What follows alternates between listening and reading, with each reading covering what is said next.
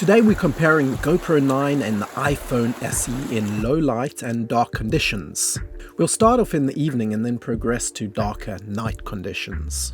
Note that the GoPro allows extensive customization in the camera settings, whilst the iPhone SE is limited to more point and shoot, with very little ability to customize. This video is not sponsored by these cameras manufacturers and opinions are our own, but feel free to add your own opinions in the comments below.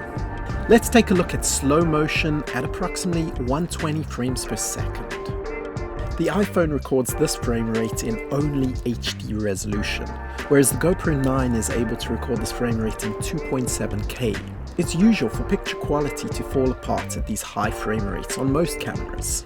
As we can see, the picture of the GoPro falls apart and is grainy and pixelated, even though it's higher resolution than the iPhone. When we look at evening stabilization, we see something very similar. The image on the iPhone appears to be cleaner than the GoPro's grainy footage, which is 5K downscaled to 4K. The stabilization on the GoPro appears to be dramatically better in this light.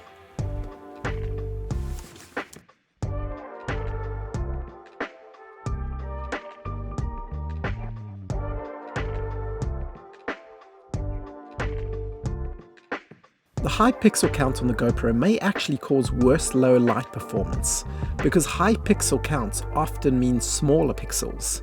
If you're wanting to tweak the out-of-the-box settings on the GoPro, image might be improved by reducing the ISO and shutter speed, which theoretically might produce a less grainy image, albeit with some motion blur. The dynamic range appears to be better on the iPhone, whilst the GoPro appears to be high contrast and saturated. Taking a look at dynamic range, the iPhone appears to perform better with highlights and shadows more visible than the GoPro, which has higher contrast image. I tend to prefer the out-of-the-box dynamic range coming straight out of the iPhone, but bear in mind that the log mode on the GoPro could be enabled if you wanted to have a wider dynamic range than you currently see for post-production color correction. Notice how the blue sky is more visible on the iPhone, while the foreground is also more visible. The GoPro is more blown out.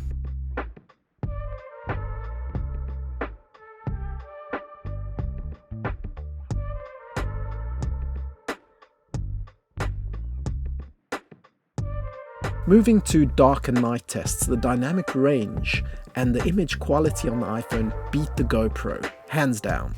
Apple is showing their use of computational photography to improve the image really shows promise. This strategy has been further improved in their iPhone 12 lineup. Be sure to subscribe and stay tuned for comparison footage comparing those cameras too.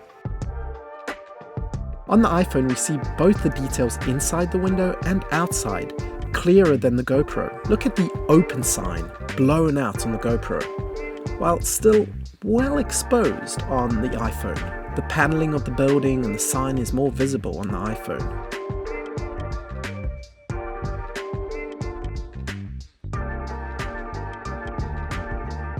In this headshot, the iPhone image is more pleasing to me with the face exposed better, even though there is a bright light behind her.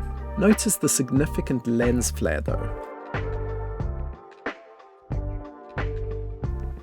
I'm loving the detail and the dynamic range on the iPhone. However, the color accuracy does seem to be better on the GoPro. Here's 60 frames per second. And here is approximately 240 frames per second. So which is better, the iPhone SE or the GoPro 9? It really depends on your intended use. If you're wanting a phone that you can quickly whip out of your pocket to record good quality video with pleasing color science and use it on your socials, you'd probably be better off with the iPhone. The downsides to the iPhone is that the stabilization is not great. There's an annoying lens reflection present in many of the shots. Plus, you don't have control over many of the video settings and you're restricting yourself to Apple's closed ecosystem.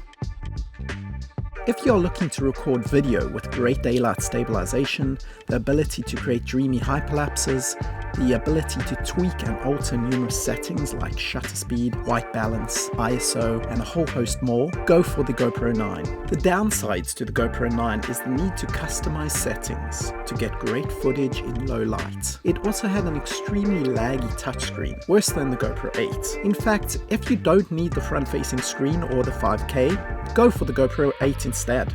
We hope you have found this analysis helpful. Please like, subscribe, and leave a comment to share your thoughts.